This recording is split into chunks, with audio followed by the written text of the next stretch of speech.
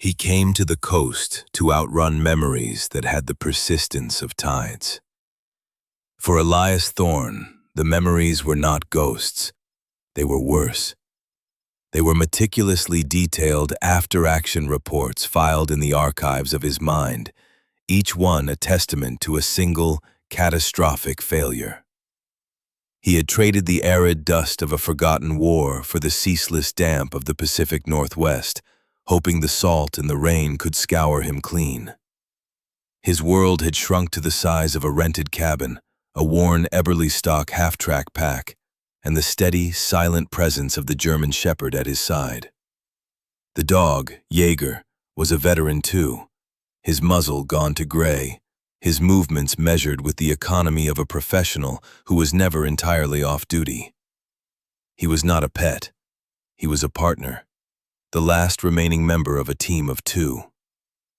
They moved through the dripping forest and along the jagged coastline in a shared, disciplined silence, the man trying to forget and the dog tasked with remembering everything. One morning, under a sky the color of wet slate, the dog froze. His posture, a familiar, at-ease watchfulness, shifted into something rigid and absolute. It was a signal Elias had not seen in years, a warning that something was fundamentally wrong with the world. This discovery would force Elias to confront the one thing he fled, a silence that needed a voice, a wrong that needed to be made right. Where are you watching from tonight? Let us know in the comments. Like and subscribe, and let this story of loyalty and redemption unfold. Elias woke before the sun, as he always did.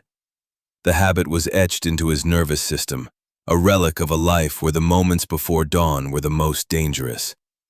Here, on this strip of forgotten coast, the only threat was the undertow of his own thoughts.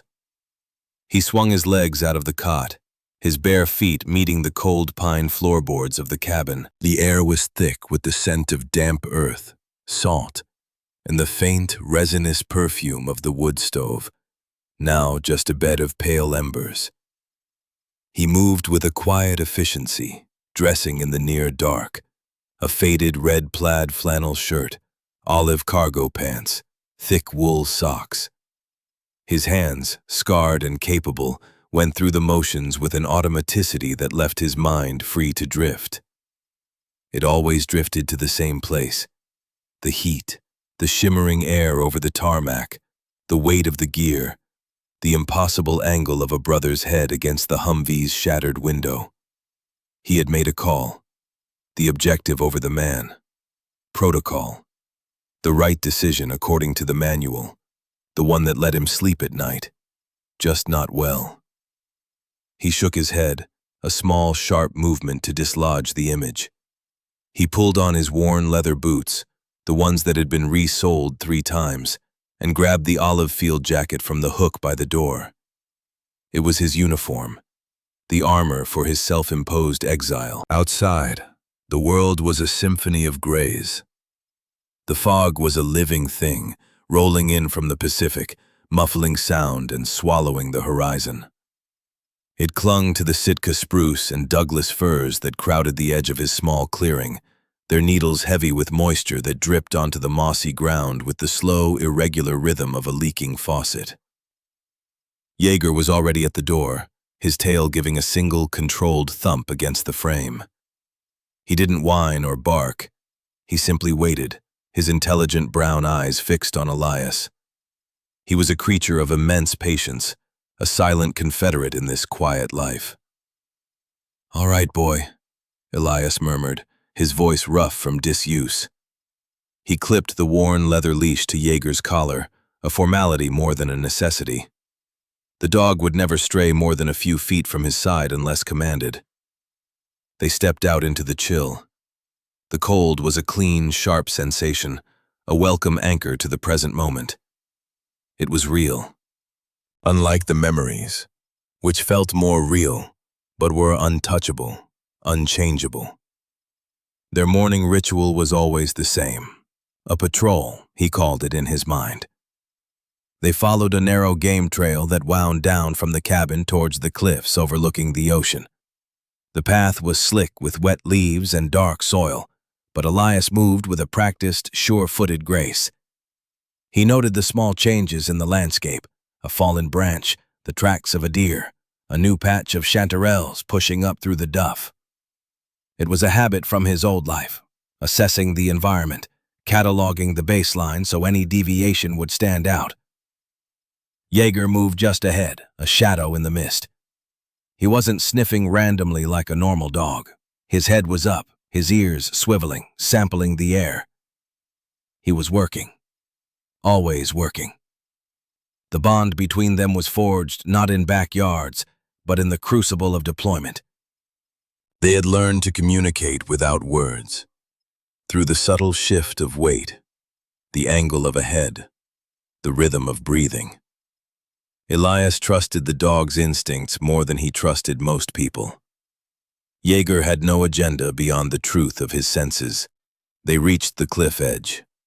Below, the ocean was a churning cauldron of gray and white, the waves crashing against the black volcanic rock in a percussive roar that was the constant soundtrack to their lives.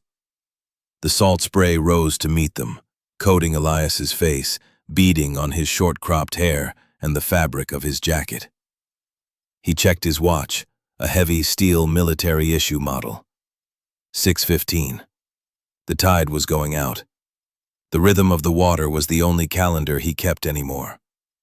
Usually Jaeger would sit at this point, his back straight, his gaze sweeping the water with a placid authority, a king surveying his domain.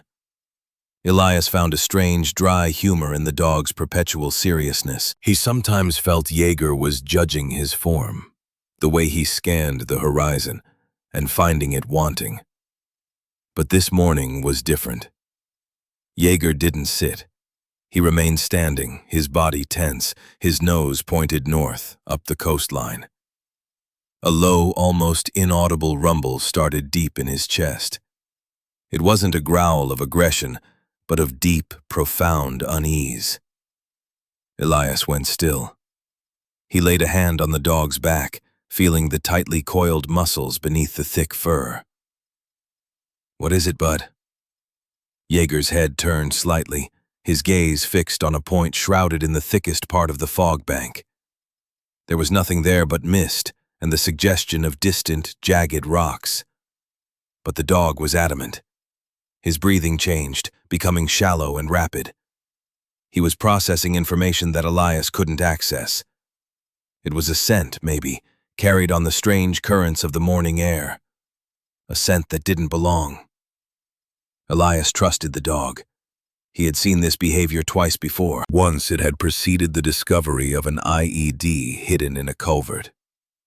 The second time, it had warned him of an ambush in a narrow mountain pass. Jaeger's instincts were an early warning system honed by genetics and training, and they had never been wrong. A cold knot tightened in Elias's stomach. It was an old, familiar feeling. Vigilance. The sense that the quiet was a lie. He scanned the direction of Jaeger's stare, his eyes narrowed. He could see nothing. The fog was a wall. The sound of the waves was a constant roar.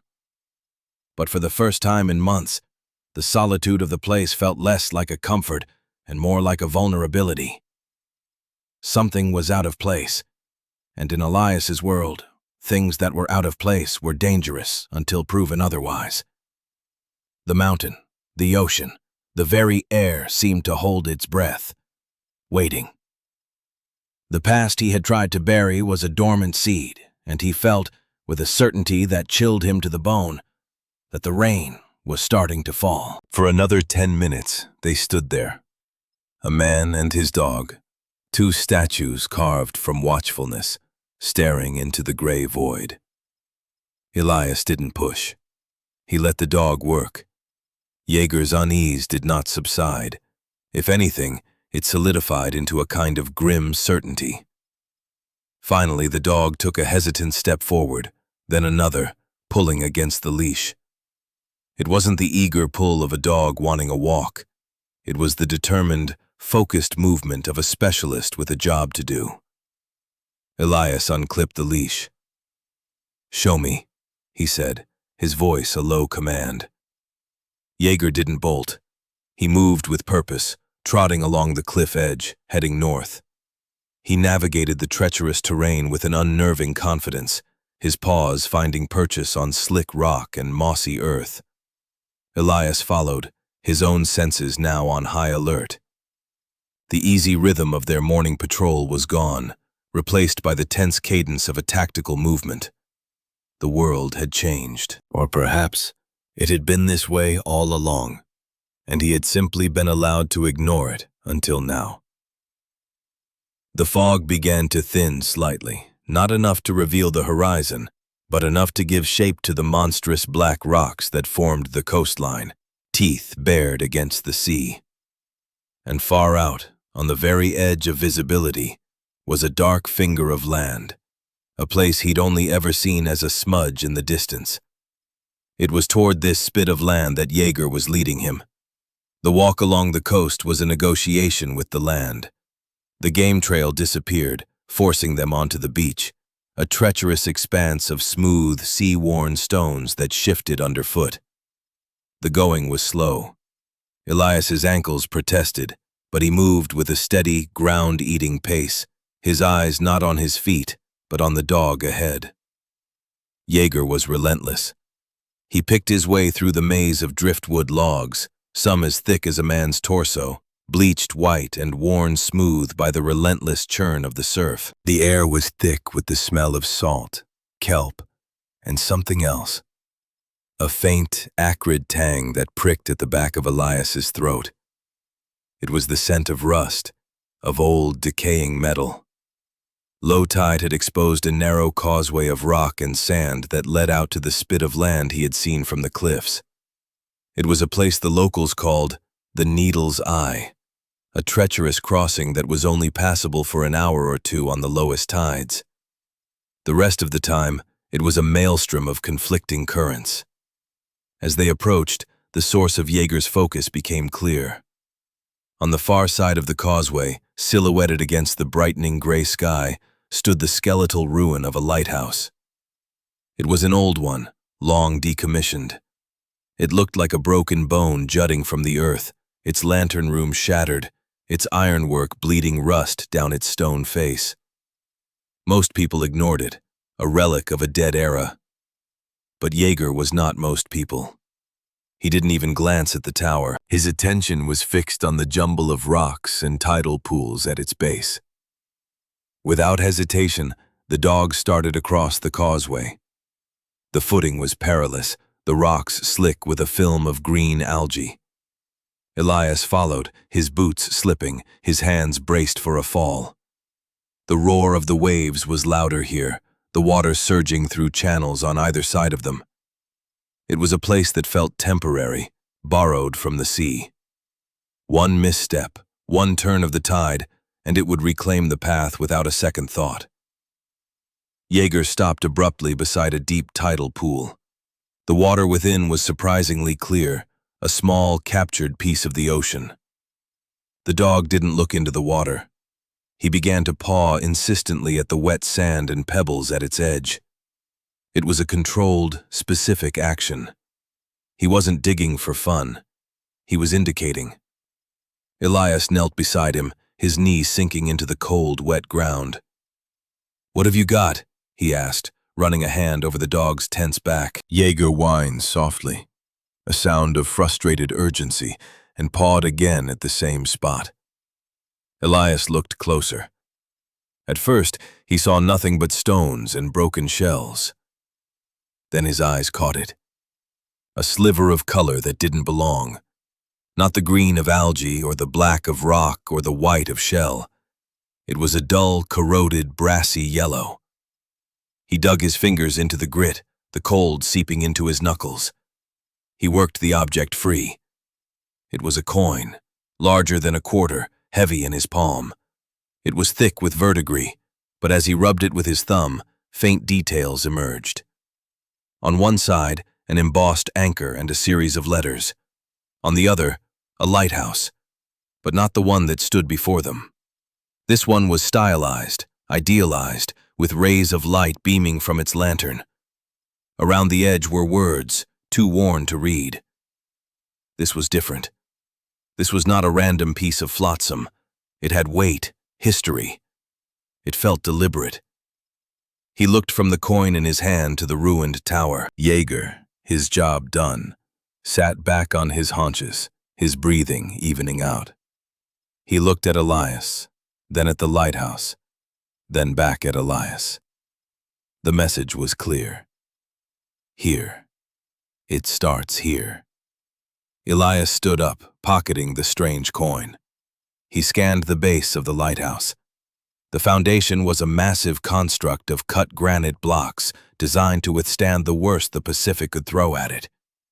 A heavy iron door, its surface a solid sheet of orange rust, was set deep into the stone. It was barred from the outside by a length of rusted chain and a massive corroded padlock that looked as if it had been fused shut by the salt air. This place had been sealed, not just abandoned. He walked the perimeter. The stonework was solid, impenetrable. But his training had taught him to look for the inconsistencies, the things that broke the pattern. And he found it on the landward side, shielded from the worst of the storms. A section of the foundation wall, about 10 feet wide, was different. The granite blocks were the same, but the mortar was a slightly different color, a shade darker, and the joints were too clean, too perfect compared to the weathered seams around them. It was a patch, a well-made one, but a patch nonetheless. He ran his hand over the surface. It was cold, solid stone. He pressed against it, expecting nothing, but a faint, almost imperceptible grating sound reached his ears. Not the stone itself, but something behind it. Sand, maybe, shifting. He pressed again, harder this time, putting his shoulder into it. Nothing. Jaeger, who had been watching him, padded over and sniffed at the base of the patched wall. He let out a single, sharp bark. Elias knelt down, examining the seam where the stone met the rocky ground. He pulled out his folding knife, a simple, durable tool he always carried, and worked the tip into the hairline crack. He didn't try to pry. He just scraped, clearing away decades of accumulated grit and hardened salt. And there, an inch deep in the seam, he found it. Not stone, but the dull gleam of metal. A hinge. A massive, concealed hinge, camouflaged and countersunk into the rock. This wasn't a patch. It was a door. A secret door, designed to look like a solid wall. A sense of awe mixed with a deep, chilling dread settled over him. Lighthouses were beacons, symbols of openness and guidance. This place was the opposite. It was a fortress. It held a secret that someone had gone to extraordinary lengths to bury. He looked at the vast, indifferent ocean, then back at the hidden door. The coin in his pocket felt heavy, like a key he didn't know how to use. The tide had turned, and the water was beginning to creep back up the causeway. It was time to go. But he knew he would be back. The quiet of his life had been broken, not by a sound, but by a question. And Elias was not a man who could leave a question unanswered. The next day, Elias drove his old, dusty truck into the small town of Port Blossom. It was a place that clung to the coast like a barnacle. Its clapboard buildings painted in faded pastels, its harbor crowded with fishing boats and pleasure craft. It was a town that smelled of diesel, fried fish, and the low-tide mudflats. He rarely came here, preferring the anonymity of his cabin. Today he had no choice. A mystery born of stone and salt required answers written on paper.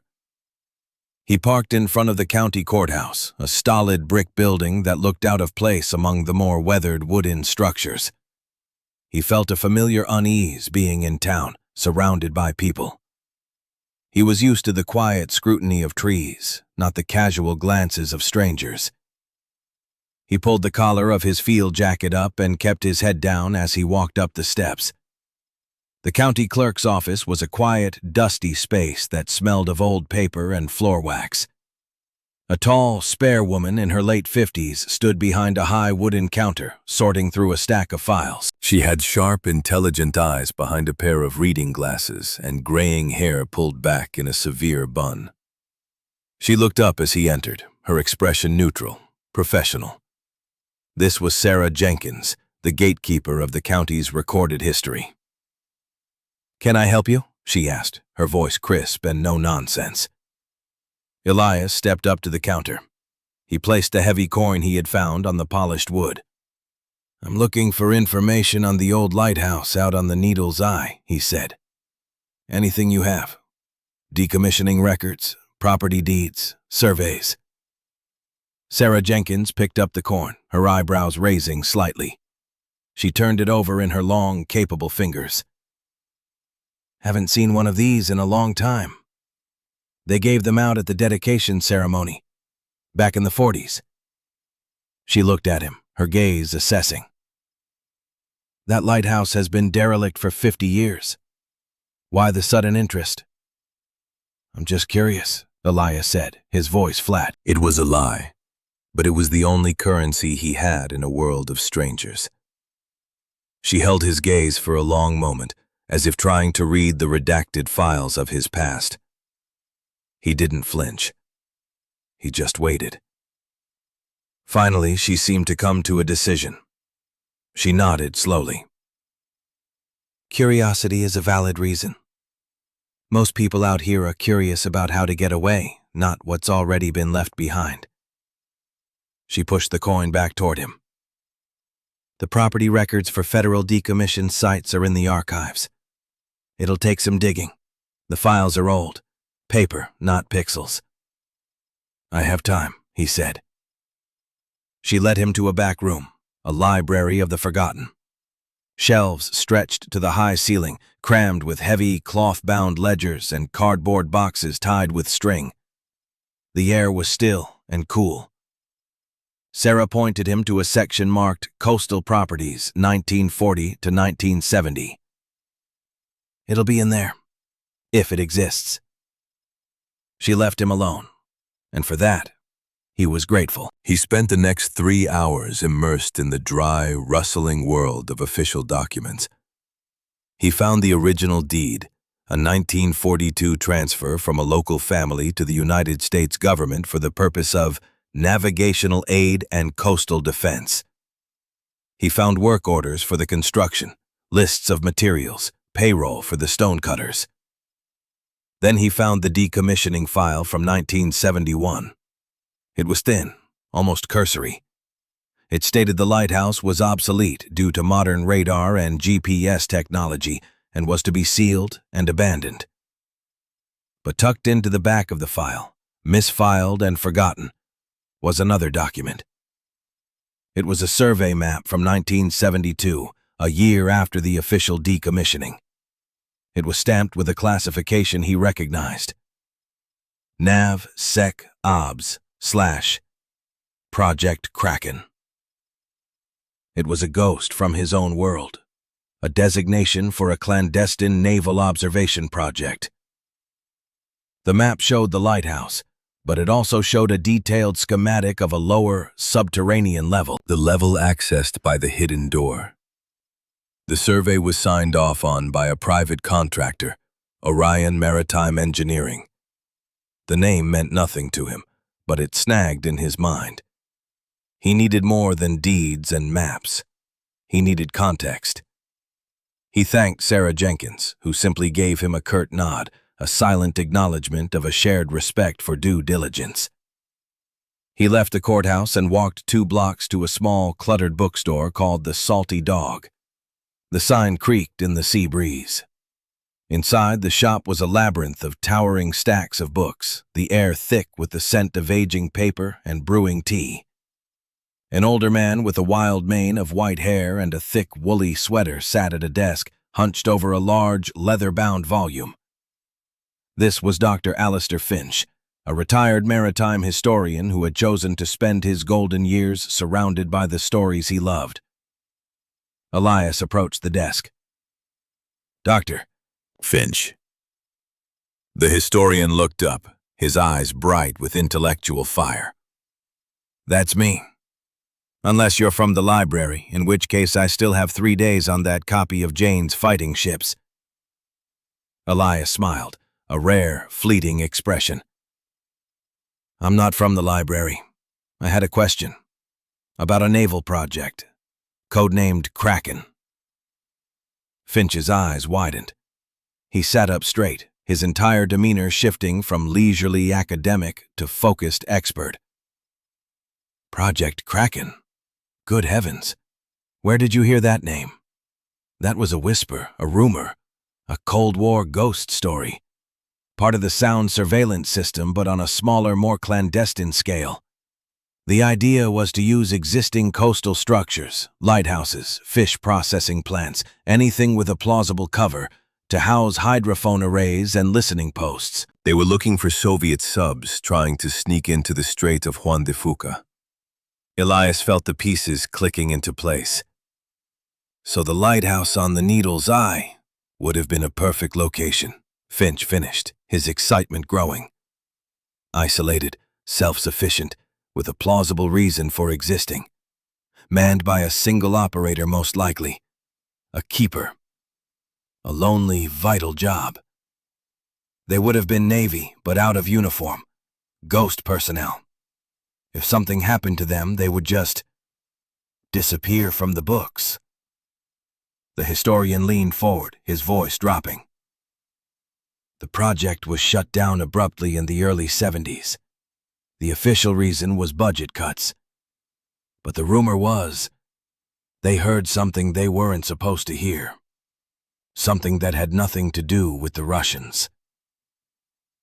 Armed with this new knowledge, Elias returned to the lighthouse at the next low tide.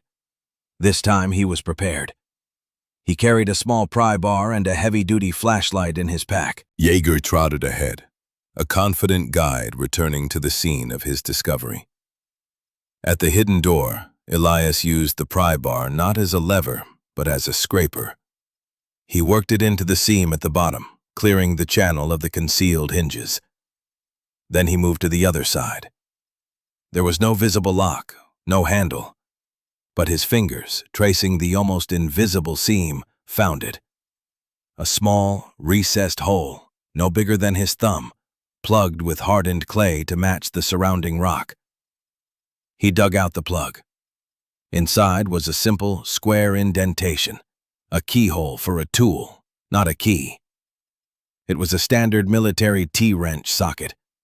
He had one on a multi-tool in his pack. He inserted the tool and turned. For a moment, nothing happened. Then, with a deep, groaning shudder that seemed to come from the center of the earth, he felt a series of heavy bolts retract within the stone. He put his shoulder to the wall and pushed. Slowly, with the grinding protest of rusted metal and stone on stone, the massive 2-foot-thick door swung inward, revealing a flight of steep concrete steps leading down into absolute darkness. The air that billowed out was cold and sterile, untouched for half a century. It smelled of ozone, concrete, and faint, cold metal. Jaeger whined, pressing against Elias's leg, not with fear, but with a kind of reverent anxiety. "Stay here. Watch," Elias commanded. The dog sat, his eyes fixed on the dark opening, a perfect sentinel. Elias switched on his flashlight, its powerful beam cutting a clean white cone through the blackness. He descended the steps. They led to a single circular room, its walls lined with sound-dampening panels. In the center of the room was a chair and a console, a bank of obsolete electronic equipment covered in a thick layer of dust. Reel-to-reel tape machines, an oscillator, a communications panel. It was a time capsule from the Cold War. On the console, next to a vintage microphone, sat a stack of leather-bound logbooks. He opened the first one. The handwriting was neat, precise. It was the daily log of the station's operator, a man named Samuel Jones. The entries began with weather observations, sea conditions, and technical notes. Then came the hydrophone logs. He documented the passage of whales, the sounds of distant container ships, the distinct acoustic signature of fishing trawlers. Then, the entries changed. Mixed in with the routine observations were notes about a specific vessel, the Orion's Gate, a commercial ship belonging to Orion Maritime. Jones noted its erratic schedule, its tendency to travel at night without lights. Then came an entry that made Elias's blood run cold. Jones had recorded the ship, late at night, in a sector far off the shipping lanes. He described a series of loud, percussive bangs, followed by the distinct sound of heavy metal objects striking the water and sinking. He was recording an illegal dumping operation. Elias moved to a series of lead-lined boxes stored under the console. He opened one. It was filled with reel-to-reel audio tapes, each one neatly labeled with a date and time. He found the tape corresponding to the logbook entry. His hands, surprisingly steady, threaded the brittle tape onto the machine. He had to manually spin the platters. He found a switch labeled Monitor and flipped it. The machine hummed to life.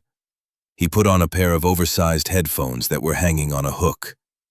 A hiss of static filled his ears, then the deep, ambient groaning of the ocean. He heard the chirps and whistles of dolphins. Then, a new sound emerged. The low thrum of a diesel engine. And then, the voice of Samuel Jones, a calm, professional voice narrating what he was hearing. Logging acoustic event at 2:43. Vessel identified as Orion's Gate, bearing 310. Unscheduled transit. Now hearing loud metallic impacts. Sounds like barrels. Multiple impacts. They're dumping something heavy. Elias's heart hammered in his chest. He fast-forwarded through the logbooks, the pages flying under his thumb. He found the final entries from a week later. The handwriting was no longer neat. It was a frantic scrawl. Jones had made a report to his superiors. He had been told to stand down, to erase the tapes, that the matter was being handled. But he hadn't. He had kept recording. His final entry was dated the night of a massive storm, the worst of the decade according to his notes. The Orion's Gate was out again, near the same location. But this time there was another boat nearby, a local fishing trawler, the Sea Lark. Jones's log described the Orion's Gate deliberately maneuvering, using its size and the storm's chaos to force the smaller boat onto the rocks. The official report, Elias knew from the town's history, was that the Sea Lark and its crew of 3 had been tragically lost in the storm. It wasn't a storm. It was a murder. He found the last tape. The sound was terrifying. The roar of the wind and waves, the groaning of the Sea Lark's hull, the frantic, terrified shouts of its crew barely audible over the chaos. And then, a final sickening crunch of metal and wood, followed by silence. Just the storm. Samuel Jones had recorded it all. He had borne witness. His last log entry was simple. They know I have this. They are coming for me. After that, the pages were blank. Elias stood in the cold, silent room, the weight of 50 years of buried truth settling on his shoulders. This wasn't just a secret. It was a crime. A cover-up. The coin in his pocket wasn't a memento. It was a medal for a man who had died at his post, a silent sentinel who had refused to look away. Elias looked at the console, at the tapes, at the silent microphone. The silence of this room was an injustice, and he, a man who had dedicated his life to running from responsibility, had just inherited it. If this chapter stirred something in you, a sense of loyalty, a call to uncover what is hidden, a belief that truth, no matter how old, deserves the light. Then take a moment to honor it. The world is full of quiet courage and forgotten stories waiting for a witness. Like, share, and leave a comment below about a time you felt called to stand for something. Subscribe to this channel so we can continue to explore these moments of profound grace together. Sometimes, the Lord asks us to stay and listen. He spent another hour in the tomb-like silence of the listening post, methodically cataloging the evidence in his mind. The logbooks, the tapes. The story they told was stark and brutal, a cold-blooded crime disguised as an act of God.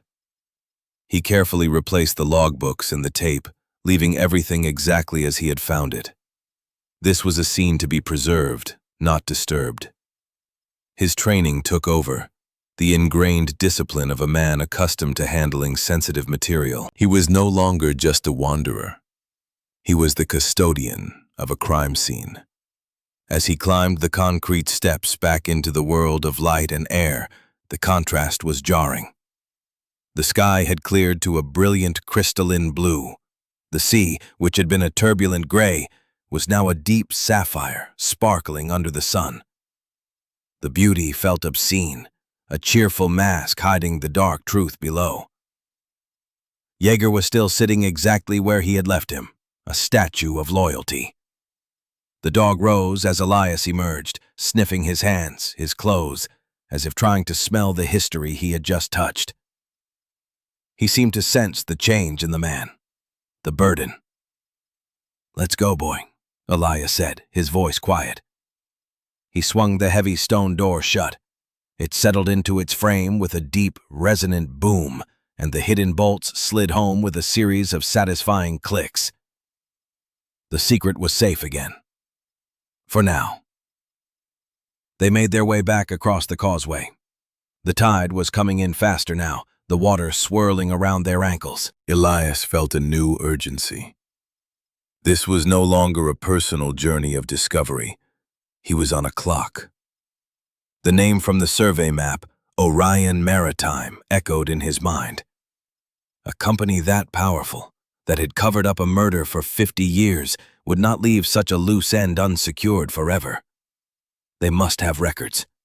They must know this place existed. Perhaps his very presence here had tripped some silent, invisible alarm. Back in his cabin, the familiar space felt different. It was no longer a sanctuary from the world, but an operations center. He laid out a map of the coastline on his small wooden table. He marked the location of the lighthouse. He started a notebook, writing down the key names and dates. Samuel Jones, Project Kraken, Orion's Gate, the Sea Lark. The 3 lost fishermen whose names he had found on a small memorial plaque in the town square. Men with families, with lives, erased by corporate greed and a convenient storm. The weight of it pressed down on him. This was exactly the kind of moral quagmire he had come here to escape. His failure overseas had been born of a similar calculus. A mission's success weighed against a human life. He had followed orders, he had made the correct choice, and it had hollowed him out. Now, here was a new choice.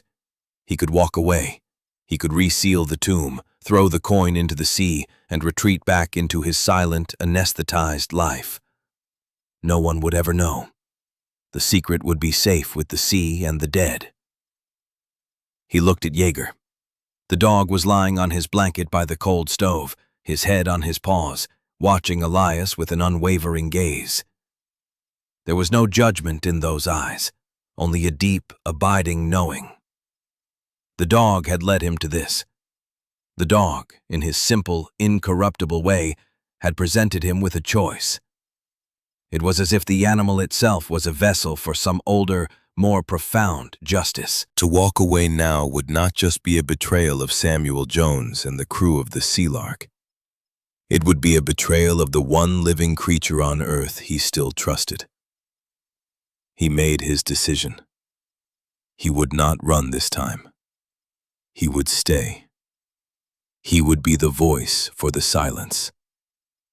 The next morning, as Elias was drinking a cup of black coffee and staring at his map, he heard it.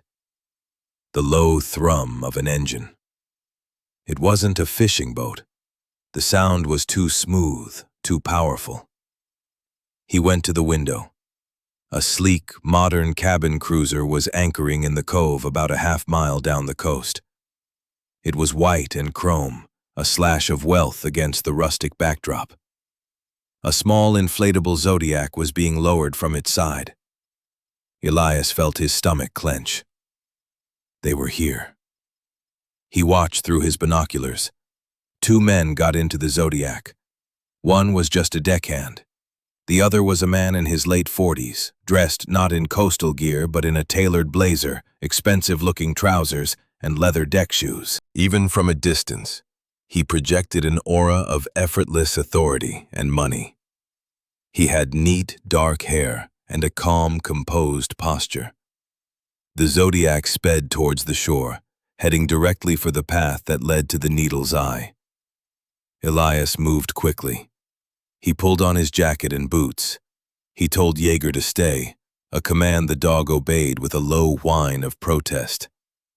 This was a meeting he had to take alone. He intercepted them on the trail, choosing a spot where the path narrowed, flanked by a thicket of salal bushes on one side and a steep drop-off on the other.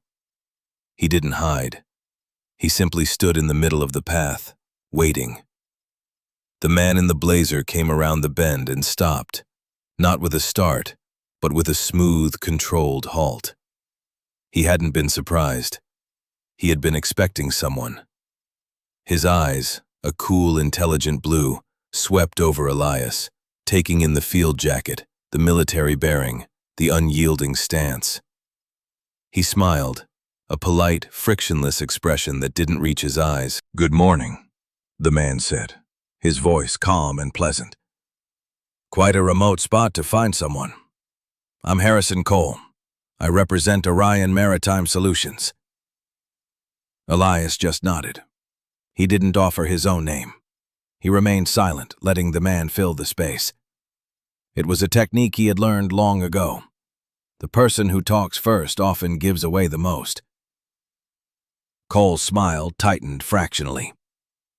"We're here to do some survey work. Our company has recently acquired the deed to this entire stretch of coastline, including the old Lighthouse station. We're planning a preliminary environmental reclamation project." He used the words like tools, smooth and polished and designed to obscure. Reclamation, a word for tidying up loose ends. "It's a decommissioned naval site," Elias said, his voice low and even. "A sensitive one." Cole's expression didn't change, but Elias saw a flicker of something in his eyes. Annoyance. "Yes, a long time ago. Now it's private property. We're simply exercising our rights as landowners. Frankly, you're trespassing." The threat was delivered with the same pleasant tone, which only made it more menacing. "I'd appreciate it if you'd gather your things and be on your way. We can, of course, compensate you for the inconvenience." The offer of money was a dismissal, an attempt to categorize him as a vagrant, a problem that could be solved with cash. It was designed to diminish him, to make his presence irrelevant. Elias didn't move. He reached into the pocket of his jacket and pulled out his phone. He had used the cabin's weak Wi-Fi to transfer a single audio file, a short clip he had recorded from the tapes with his phone's microphone. It was a risk, but a calculated one. He held up the phone and pressed play. The quiet of the forest was broken by the hiss of old magnetic tape, then the calm, clear voice of Samuel Jones. "Logging acoustic event at 2:43. Vessel identified as Orion's Gate." He let it play for 10 seconds, just long enough for the damning words to hang in the air. Then he stopped it. The effect on Harrison Cole was immediate and profound. The polite mask didn't just slip. It shattered. For a single, unguarded second, a look of pure, cold fury crossed his face. His jaw clenched, and his blue eyes went flat and hard as ice. He recovered almost instantly, smoothing his expression back into a mask of calm composure. But the truth had been revealed. He knew. He knew exactly what was in that lighthouse. "That's out of context," Cole said, his voice now stripped of its false pleasantness. It was cold, precise, and dangerous. "A historical recording of some kind. It has no bearing on our current work." "Doesn't it?" Elias asked quietly. The two men stood there, locked in a silent battle of wills. The deckhand behind Cole looked nervous, shifting his weight from foot to foot. Cole, to his credit, held his ground. He was a man used to getting his way, used to problems, even ones like Elias, disappearing. "You're making a mistake," Cole said, his voice dropping to a near whisper. "You're interfering with a multi-billion-dollar corporation. We have teams of lawyers who can make your life very, very difficult. This is your only chance to walk away from this with no trouble." Before Elias could respond, a new sound joined the standoff. A low, guttural growl, vibrating with controlled menace, came from the bushes just behind him. Yeager had disobeyed his command to stay. He had circled around, silent as a ghost, and positioned himself just out of sight. Now, he stepped slowly into the open. He didn't bark or lunge. He simply stood beside Elias, his body rigid, his head low, the fur on his back raised. He bared his teeth just enough to show the impressive length of his canines. The sound he made was not the sound of an angry dog. It was the sound of a weapon being armed. Harrison Cole, who had not flinched at Elias, took an involuntary step back. His eyes widened, and for the first time, a flicker of genuine fear showed on his face. He was looking at a creature that operated outside the world of lawsuits and corporate intimidation. He was looking at something ancient and absolute. Elias laid a hand on Yeager's head, and the growling stopped, though the dog's posture remained tense. "I'm not looking for trouble," Elias said to Cole, his voice still quiet, but now carrying the weight of the dog's threat. "I'm just a man who believes that some things shouldn't be forgotten." Cole stared at him, then at the dog, his mind clearly racing, recalculating. He had come here expecting to deal with a squatter. He had found a guardian. And a ghost. "This isn't over," Cole said, the words a tight, clipped promise. He turned without another word and walked back down the path, the deckhand scrambling to follow. Elias watched them go. He stood there until the sound of the Zodiac's engine faded away into the distance. He knelt and stroked Yeager's head, the coarse fur a familiar comfort. "Good boy," he murmured. "You broke orders." The dog just looked at him, his tail giving a slow, deliberate wag. He had made his own assessment of the threat and acted accordingly. The confrontation had changed everything. The secret war was no longer cold. Cole knew that he knew. And a man like that would not simply give up. He would be back. And he would not come back to talk. A storm was coming, not of rain and wind, but of men and machines. And Elias and his dog were standing directly in its path. The air itself seemed to grow heavy in the hours after the confrontation. A tangible tension settled over the coastline, mirroring the steel-gray clouds that were massing on the western horizon. The weather forecast had predicted a gale, a common occurrence for this time of year, but Elias knew this storm would be different. It felt like an accomplice, a force of nature arriving to provide cover for a human crime. He spent the afternoon preparing, not just for the weather, but for Cole's return. He made 2 phone calls. The first was to Sarah Jenkins, the county clerk. He spoke briefly, his words carefully chosen. "The lighthouse on the Needle's Eye," he said. "It contains evidence of a crime. The company that bought the land, Orion Maritime, knows it's there. They're coming to destroy it. He gave her the names and dates. He could hear her sharp intake of breath over the line. "The Sea Lark," she whispered. "My God. I knew one of those boys." There was a pause. "What do you need?" she asked, her voice firm, all business. "Time," he said, "and for someone in authority to be ready to listen when I have something to give them." "I'll make some calls," she promised. "Be careful, Mr. Thorne." His second call was to his estranged sister, Amelia. He hadn't spoken to her in almost 2 years, not since he had first retreated from the world. The phone rang 4 times, and he was about to hang up when she answered. "Elias?" Her voice was full of surprise and a carefully guarded hurt. They didn't waste time on pleasantries. "I'm okay," he said, preempting her first question. "But I might be in some trouble. If you see anything on the news about a place called Port Blossom, don't worry." It was a clumsy, inadequate communication, but it was the best he could do. It was a signal, a crack in the wall of his isolation. "Elias, what's going on?" she asked, her voice tight with concern. "I have to go," he said, and hung up. It was a terrible way to leave it, but it was better than silence. As dusk fell, the storm hit. The wind came first, a low moan that built into a shrieking howl, bending the tops of the great spruce trees. Then the rain began, not as a drizzle, but as a solid, horizontal wall of water that hammered against the cabin. Elias stood by the window, watching the forest dissolve into a thrashing, chaotic blur. Jaeger lay by the door, not sleeping, but in a state of low-level alert, his ears twitching at every new sound the storm threw at them.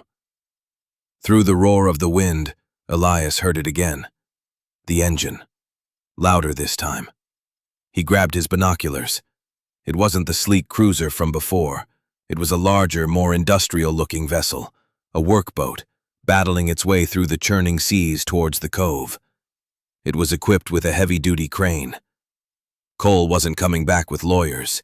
He was coming back with tools of demolition. Elias knew he couldn't defend the lighthouse from his cabin. The fight, if it came, had to be on that narrow spit of land.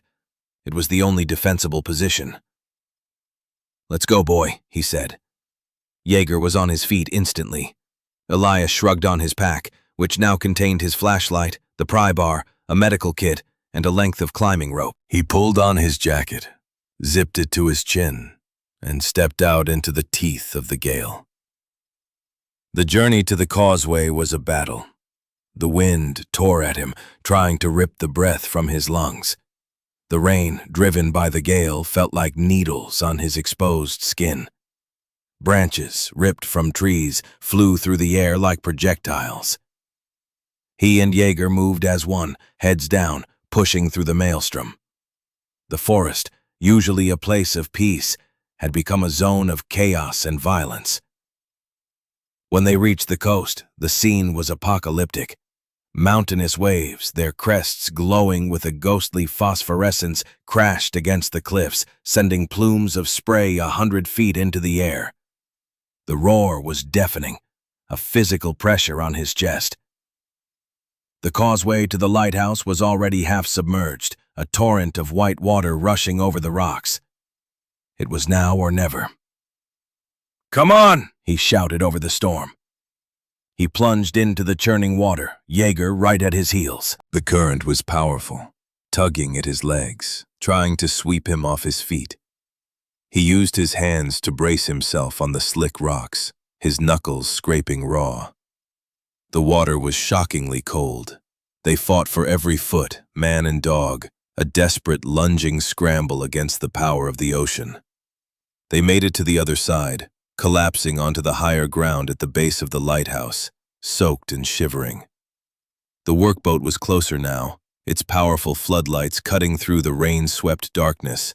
illuminating the tower in a stark, ghostly glare. He could see figures on the deck, men in yellow slickers, preparing to launch the Zodiac. Elias didn't waste a moment. He opened the hidden door and descended into the quiet sanctuary of the listening post, Jaeger close behind. The silence within was a stark contrast to the raging chaos outside. He had one goal: to retrieve the most damning evidence, the final logbook and the last audio tape, the record of the murder of the Sea Lark's crew. He had just secured the items in a waterproof bag inside his pack when he heard a new sound from above. A heavy, metallic clank. They were here. He raced up the steps. Through the open doorway he could see them. Cole was there, directing two other men. One of them, a younger man with the weary eyes of a fellow veteran, hesitated for a moment, his gaze sweeping the violent sea. This was the conflicted insider. The other was setting up a heavy, gas-powered demolition saw. They were going to cut the rusted chains off the main door. Suddenly, a tremendous gust of wind, stronger than any before it, slammed into the lighthouse. There was a high-pitched shriek of tortured metal from above. Elias looked up. A length of heavy iron rigging from the shattered lantern room, rusted and weakened by decades of storms, had broken free. It was swinging wildly, a pendulum of death, tethered by a single remaining bolt. It swung down, directly towards him. He had no time to react. But Jaeger did. With a powerful, explosive bark, the dog launched himself at Elias, a 75-pound missile of muscle and fur. He hit Elias square in the chest, knocking him backward, off his feet, back through the stone doorway and onto the top step of the concrete stairs. In the exact space where Elias had been standing, the heavy iron rigging crashed down with sickening force, shattering the stone threshold. Elias's head hit the concrete wall. For a second, the world went white. He scrambled up, his vision swimming, a roaring in his ears that had nothing to do with the storm. He looked for Jaeger. The dog was lying on the shattered stone, his body unnaturally still. The rigging had caught his hind leg, a glancing but brutal blow. A terrible, high-pitched cry of pain ripped from the dog's throat, cut through the noise of the storm. At that moment, the memory he had been running from finally caught him. The Humvee, the shimmering heat, the order crackling over the radio. "Leave him. Secure the package." He saw Sergeant Miller's face, the surprise and betrayal in his eyes as Elias had pulled the door shut and ordered the driver to go. He had saved the mission. He had lost a brother. The guilt was a physical thing, a crushing weight on his chest. He looked from his injured, crying dog to the men outside. The man with the saw was restarting the engine. They were moments away from getting through the main door, from reaching the lower level through another entrance he hadn't known about. The package. The evidence. He had to secure it. He had to stop them. But then he looked back at Jaeger. The dog was trying to get up, his back legs scrabbling uselessly, a dark stain spreading on the wet stone beneath him. And in that instant, the years of self-recrimination, the discipline, the protocol, all of it fell away. There was no objective. There was no package. There was only his partner, his friend, lying broken and bleeding at his feet. He made the opposite choice. He ignored the men. He ignored the saw. He scrambled to Jaeger's side. "I'm here, boy. I'm here," he whispered, his voice thick. He ripped a strip from his own shirt, his hands shaking, and began to fashion a crude tourniquet around the dog's injured leg, trying to staunch the bleeding. He shielded the dog's body with his own, protecting him from the driving rain and wind. He chose loyalty. He chose to stay. In the heart of the storm, surrounded by enemies, with his mission about to fail, he finally did the one thing that could save himself. He refused to leave a member of his team behind.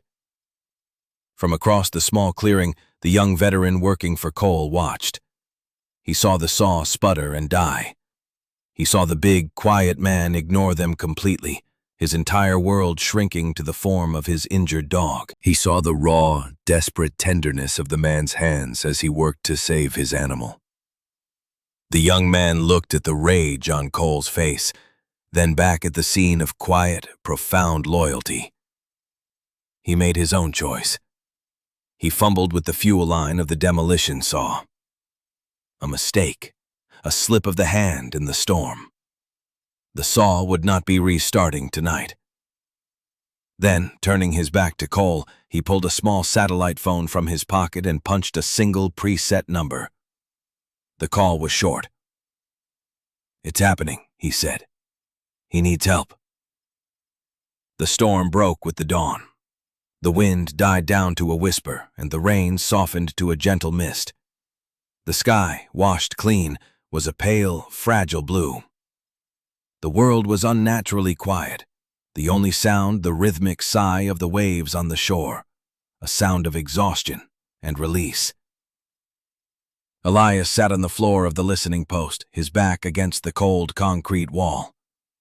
Jaeger lay beside him, his head in Elias's lap. The bleeding had been controlled, and the dog was breathing steadily, though his body still trembled with pain and shock. Elias hadn't moved all night. He had held a silent vigil, stroking the dog's head, whispering words of comfort, his own body a shield against the lingering chill. He had failed to protect the secret. Cole's men had eventually breached the main door, but the sabotaged saw and the rising tide had bought him the night. He had expected them to come for him, but they never did. As the first light filled the narrow stairwell, he heard a new sound, the authoritative chop of a helicopter. It grew louder, and then he heard voices from above. Not Cole's. These were calm, official. He carefully lifted Jaeger into his arms. The big dog was a heavy, awkward weight, but Elias barely noticed. He climbed the stairs and stepped out into the morning light.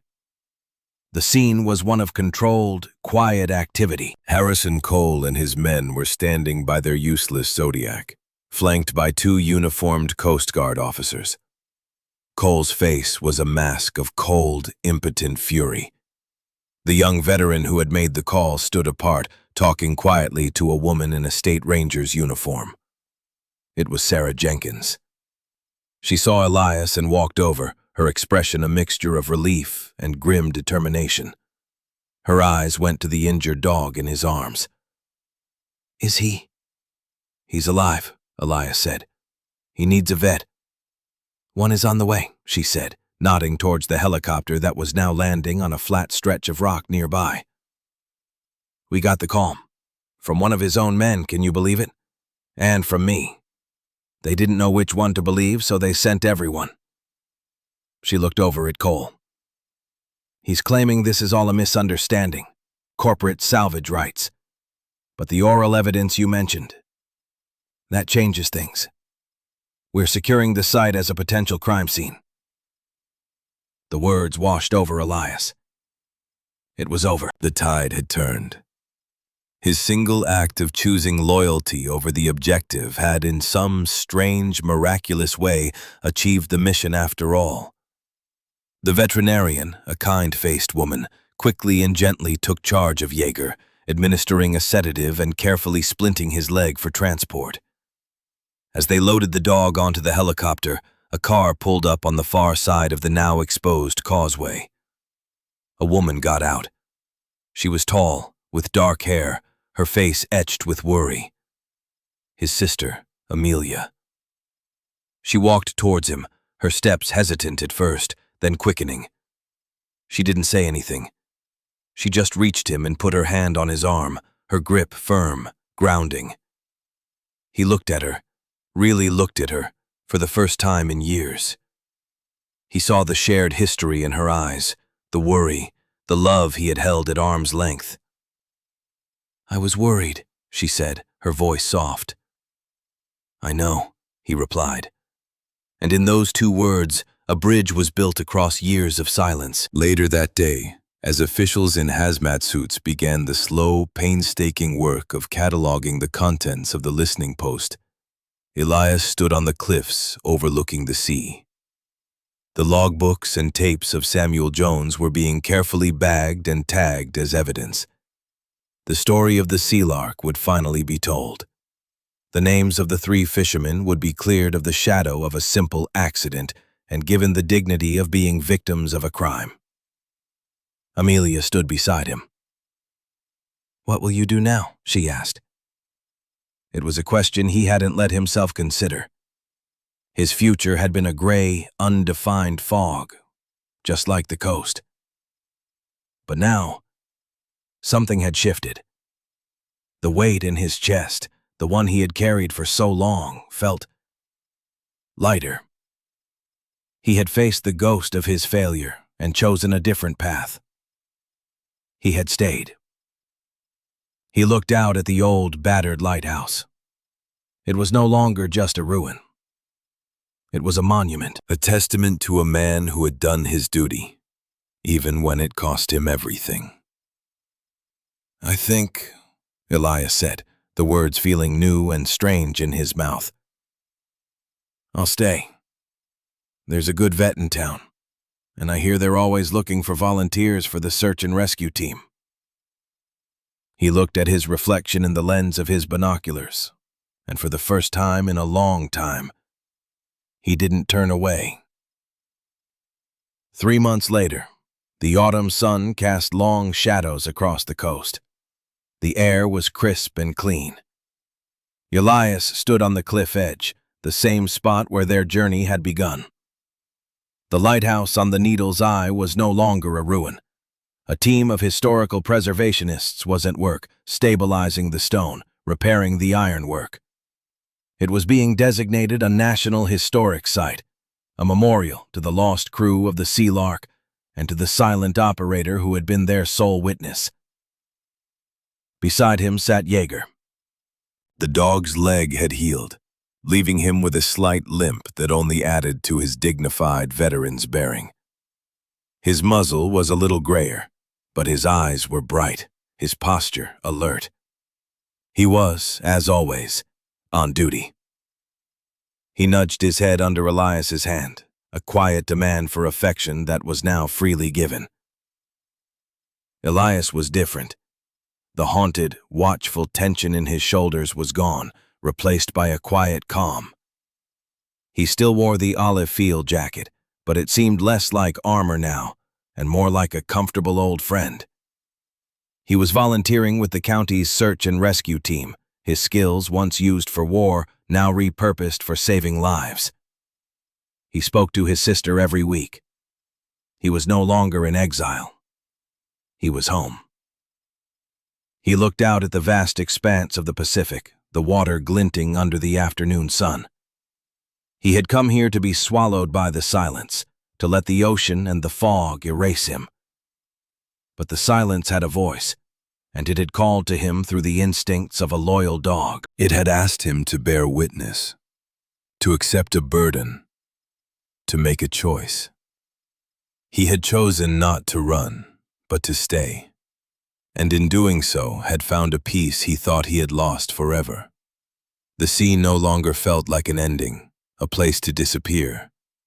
It felt like a beginning, a quiet miracle delivered by the tide. We end this story not with an ending, but with a beginning.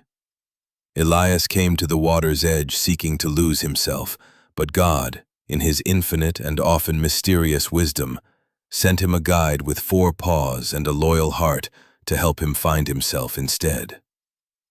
The forgotten lighthouse was not just a structure of stone and iron. It became a cathedral of memory, a place where a 50-year-old silence was finally given a voice. If you are watching this while carrying the weight of a past silence, a regret that follows you like a shadow, know this: second chances are not always loud declarations. Sometimes they are as quiet as a dog's steady breathing, as subtle as a shift in the tide. They are the quiet miracles that unfold when we have the courage to stop running and simply stay. The Lord's work is often done in these small, overlooked moments of choice, where we decide to honor a memory, defend a truth, or simply offer comfort to a creature in pain. May you have the strength to face your own lighthouses. May you have the wisdom to listen to the guides God places in your path, whether they walk on 2 legs or 4. And may you find the courage not just to seek peace, but to create it, for yourself and for those whose stories have been lost to the silence. If this story found a place in your heart, please share it with someone who might need to hear it. Comment below with a word of encouragement for others on their journey. And subscribe so we can continue to walk this path of faith and discovery together. May God bless you and keep you, now and always. Amen.